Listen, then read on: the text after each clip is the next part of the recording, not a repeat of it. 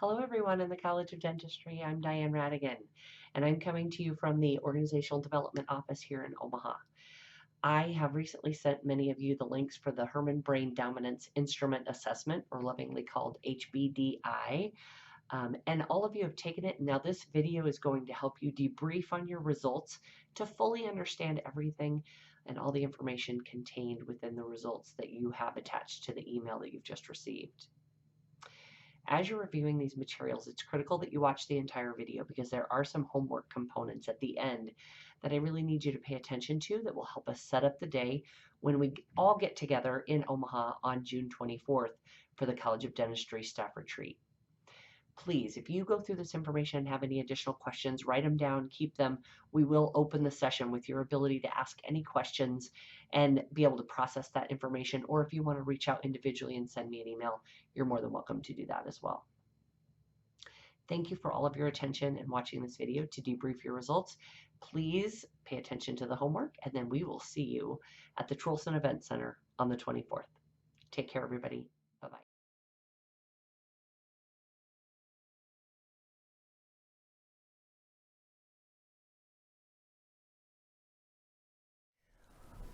Welcome. You are viewing the video to debrief your individual results for your Herman Brain Dominance Instrument Assessment. So you should have received an email from me with your result packet attached. Please open that file so that we can review your individual results as I show you how Herman Brain Dominance Instrument can help us as a team to explore all of the different avenues of leaning into our strengths and becoming an excellent team together. I have been certified in this tool for about 4 to 5 years, and during that time I've debriefed hundreds and hundreds of individuals and teams both across the university system but also out in the broader public. And through this tool I have seen the ability for teams to be able to unlock true excellence in operating together. The first step of this process is for you to understand your individual profile. The assessment for Herman Brain Dominance Instrument resides within what we call a thinking styles-based assessment. There's a number of different assessments and they all measure different things and they all meet different needs. And this specific assessment, I want you to understand what it represents so that as you're looking at your results, you know exactly what we were measuring and how it compares to other assessments. So you know what it is and what it isn't.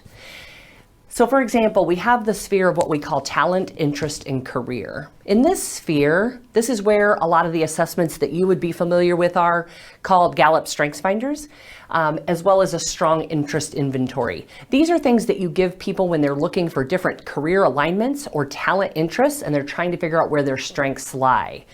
These assessments very commonly only measure your strengths in a period of time when you take the assessment. So if you take this assessment now or you take it 10 years from now, you'll have different strengths that will arise off of that assessment. It's very good for helping you align what you're strong at with the career and industry that you're looking at going into. The second one is psychological. Here, very many of the assessments that people are familiar with are called Myers-Briggs, often referred to as an MBTI, or a Hogan inventory. These are assessments that are considered psychological tools, and the psychological inventories will give you a vast amount of data on yourself. It's a great way to look at your interactions with others when you are looking at these results to try to understand and elevate yourself within leadership. I highly recommend these when you're trying to take on additional responsibilities or roles that are above where you are today. Once again, with this assessment, it does change over time because it is psychological and alters with the experiences you've had in life. So if you take it today and you take it 10 years from now, you've got different results on that assessment to try to use as a resource. The second to last sphere is the behavioral. Behavioral is going to be much more indicated by how you interact with others. So one example would be the 360-degree evaluation. A 360-degree evaluation is where we survey 15 of your closest peers that you work with regularly, and then they send back their perceptions of how they perceive your behaviors. And then they go to a coach. All those perceptions go to a coach, and the coach debriefs you. You can see that this particular type of an assessment is highly dependent upon the behaviors that others and the perceptions of others, your behaviors and how others see you. So this can change over time, obviously, because you would change who you were asking for that feedback. There's also other different types of behavioral assessments as well. We're going to talk today about Herrmann Brain Dominance Instrument, and it is a thinking styles-based assessment. When we talk about thinking styles-based, what we're referring to is actually the anatomy of your brain and how it works. When we do a Herrmann assessment, the way that it comes out is that we dissect your brain into the upper modes and the lower modes, the right side of the brain and the left side of the brain, and we take all of the functions within those spheres and measure them to see the preference of your brain for those specific activities. These assessments are different from some of the other ones in that they are grounded in the physiology of your brain, and therefore only change typically when the physiology of your brain changes. So if you start to have seizures or experience seizures, or you've had some type of brain surgery, we will see dramatic influxes in your results. But unless that happens, very commonly people will take this 10 years ago or 10 years from now and get almost the same exact results. Your brain loves what it loves. Even if you try to convince your brain that you love something else, you may gain a lot of skill within that category, but it's not like loving it.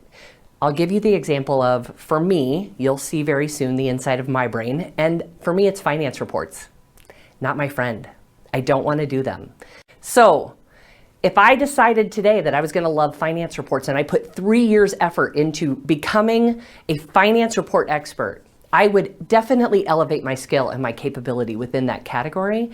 But if you ever came to me and say, do you love doing finance reports more than you love coaching, teaching, training? Will my brain ever get to that point? That's a good question mark. So what these assessments measure is what your brain loves to do, the things that it does automatically without you even asking it. You get asked a question, you get asked to design a project, you get asked to design a PowerPoint, and these things automatically kick in without you even asking it to do so. We're only going to give you things that you already know about your brain. It's not like we're going to reveal something to you about yourself that you don't know.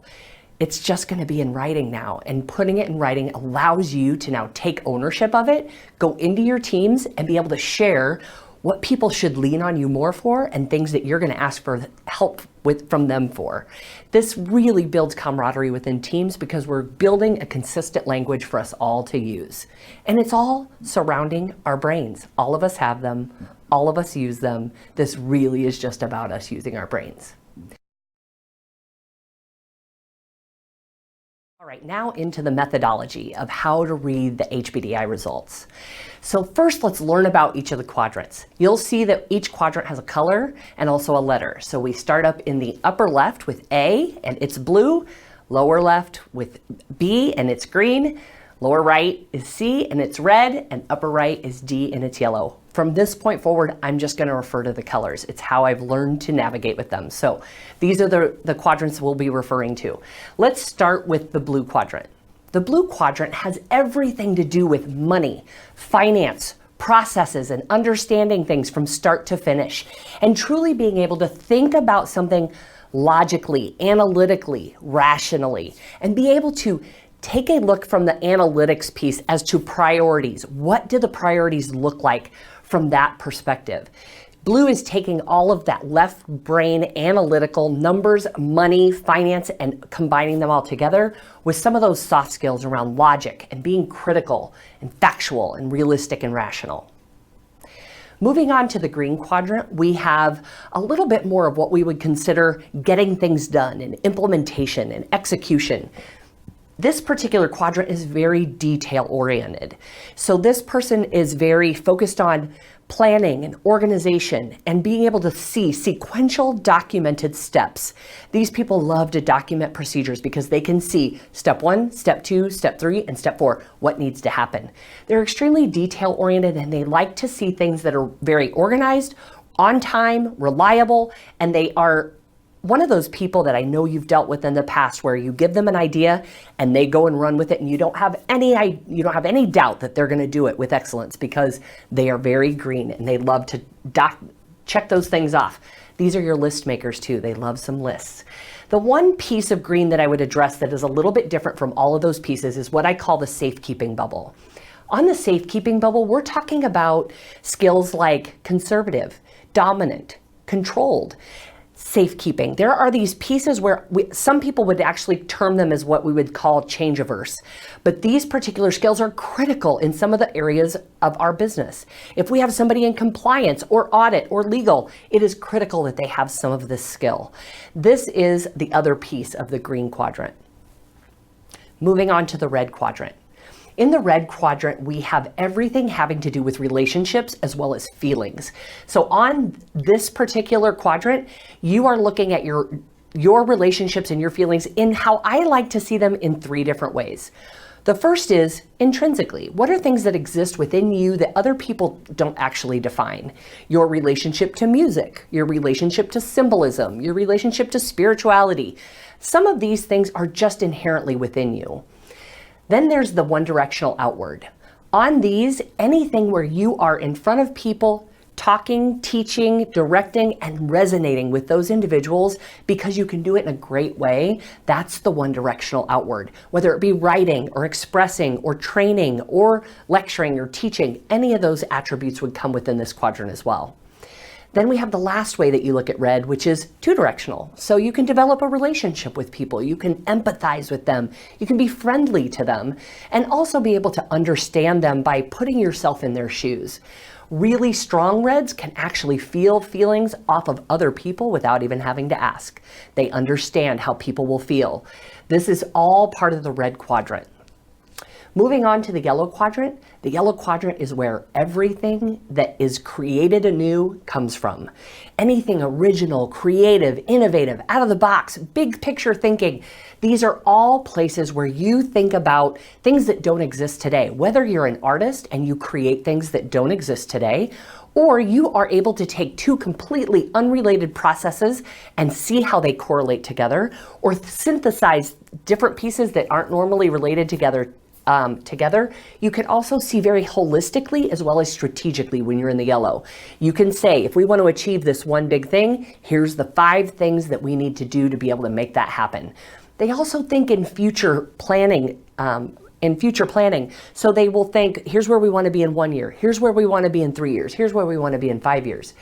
The other pieces that you will see here within yellow are having to do with visual. They are very visual. They like to be able to see spatial things. They are artistic, and they also have what we would consider opposite to that safekeeping bubble, some of this playful, break the rules, take some risks, test it. Why's that rule got to be a rule? Does it need to be a rule? Should we take that rule off the books? What does it look like if we try to bend those rules and being much more flexible and moving on the fly? That is all of your yellow. So these are the quadrants. And so now we're going to research how can you take your assessment results and attach them back to which of these attributes your brain prefers as a strength. So let's take a look at a profile. When we look at a profile, the first things that you want to identify with are the profile scores. Within the profile scores, you will see that you have received a score in each of the colors based off of all the many different ways that the assessment asked you questions. When you get that score, we evaluate it against a continuum. So in this sphere, we would look at anything between 0 and 34 as being what we would consider a low preference. It would reside within this inner circle, and we would say that would actually earn a 3 up here in this profile code. At the end, you're going to end up with a 4-number preference code, and it will either be 1, 2, or 3 in each quadrant. 3 would indicate a low preference. Anything 34 to 68 is going to reside you within the intermediate circle. Intermediate strengths get a 2 up in your preference code, and then they get dissected here within this second ring on the graph. Anything 68 to 100 is considered strong. It will be in this third ring. You will receive a 1 in your preference code for those scores, and it would be dissected in the third ring. These strong scores tend to start to show up in our personality traits and our interactions with people all the time. And then we have very strong. Anything over 100 also will get you a 1 within your preference code. We dissect it differently here on the graph because after having done millions of these assessments worldwide, we've identified that if you have over 100 in one of these scores, it's so prevalent about you that people can feel it off of you within moments of meeting you. So we dissect it differently on that graph. So the first thing you want to look at is these preference scores. Look at how they've ranked along the continuum, identify how they relate to your preference code, and you will see that we have documented your preference codes in the dark black line. Now, there's some other data on here, just so that you're aware. First is the adjective pairs. Adjective pairs was a very interesting part of the assessment where we actually kind of tried to put you under stress. There was a portion of the assessment where we asked you to pick between two words. You had to. There was no other choice. This is our way of kind of backing you into a corner and seeing what happened to the chemistry in your brain when you were under stress or duress. And in that situation, depending upon how you answered those adjective pairs, we were able to take your original profile and alter your under stress profile. So you will see a dotted line on your graph as well. That dotted line represents your under stress profile. Many times when I'm debriefing individuals, I look at their regular profile versus their under stress profile, and I say, tell me how that plays out in you. Very commonly, they will reflect each other. Like this one is not very different from the one in that they had originally. Probably when they get under stress or pressure, people identify that they actually seem like the same person. You will see individuals' profiles who veer very deeply into other colors. And I ask them, how does that play out in you? Do you make lists? Does that make you feel better? Do you cry? Does that make you feel better? Do you coach people? Does that make you feel better? Do you analyze? What is it that you do that makes you feel better when you start to get under that stress or pressure? It's highly, highly, highly helpful for you to reflect on that. So you have your under stress profile in the dotted line. You have your regular profile in the dark black line and all of your scores. You will see that there will also be percentages listed on the upper modes, lower modes, and the left and right brain. So let's take a look at a regular profile. This is the example of my brain. So I get to see inside of all your brains. So here's my brain. So this is my profile, and you'll see that I have about a 63 in blue, I have a 60 in green, I have 110 in red, and then I have a 81 in yellow. So when I look at this profile, it tells a lot of things about me. Obviously, I have a huge preference for the red. Thus the reason I'm teaching to you right now. Thus the reason I can express, communicate, do those relationship pieces to coach individuals. I also can see strategically. These are the pieces that are really strong on me. I'm not an artist. Don't ask me to design art. That's how you bring this profile to life, is identifying each of the quadrants and giving yourself what is it that makes you the green that you are, or the blue that you are, or the yellow that you are. I have some additional tools to help you with that, but I wanted you to be able to see a full profile. Now, the other piece that you will see in your profile packet is a additional sheet that gives some additional data on your profile. It looks like this. The second page of your profile data shows, we've reviewed all of these top numbers already. It shows key descriptors and work elements. This was where we asked you to rank the key descriptive properties of yourself and how people see you, and then also the things that you're strongest at work, the work elements. You ranked your work elements 5, 4, 3, 2, 1, 5 for the strongest and 1 for the lowest. And then you picked 8 key descriptors that describe you. So if you look at the words that you've picked here of the functions that you feel like you're the strongest at, you will get some great guidance on what your colors represent. But now that you have the full list on our little cluster diagram with all the bubbles and all the descriptors of all the colors, you can take this and go back to it and say, actually, I didn't think that I was really intuitive. I think I'm more strategic. Whatever it is, it's your job to bring this profile to life and truly take ownership of it. And okay, College of Dentistry, it's time for your homework. So when we get together on June 24th, we're going to do a couple of activities, and it's going to be critical that you come to the table having thought through a couple of these things. As you reviewed your key descriptors and your work elements on all of your results, there are a couple of functions that you ranked really high and that you feel like are most effective and show up most often in you. But now that you have that visual of all of the different functions of all the colors, it's important for you to sit down and reflect and think about, what is it that I absolutely love to do more so than anything else, that I would love my peers to lean on me for, so that I can do it more often.